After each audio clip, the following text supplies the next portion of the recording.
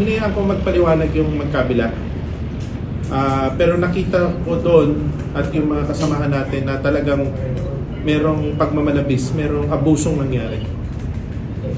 Kitang-kita natin doon kasi ang babaw ng katwiran niya na nung makasalubong niya yung mag-ama, akala niya tinamaan yung sasakyan niya, hindi pala tinamaan, bumaba siya, pinagmumura niya yung mag-ama. So tinakot pa, may threat pa siya na papatay niya yung tatay sa harap ng bata. Ganun niya sinabi.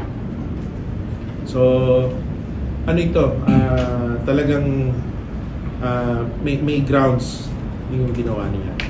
So sa ngayon, kumpiskado na yung driver's license. So bukod po dun sa pag-suspend po ng driver's May license, ano decision pa po na po. yung possible sanctions po ng driver?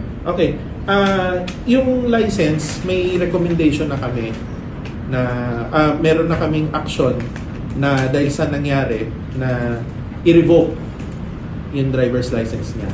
Bukas, ilalabas namin yung resolution tungkol dito. Kasi may basis kami kung bakit kailangan siyang ma-revoke.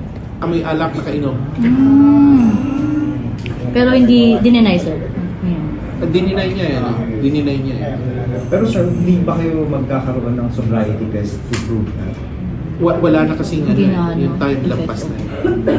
Ilang araw na. Sana kung yung overnight kinabukasan, kung pwede pa yun ikuha namin.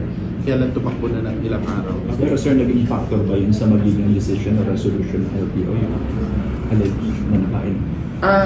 Isa rin yun, pero ang pinakamabigat na dahilan sa totoo lang, yung talagang kitang-kita naman na talagang manakit siya.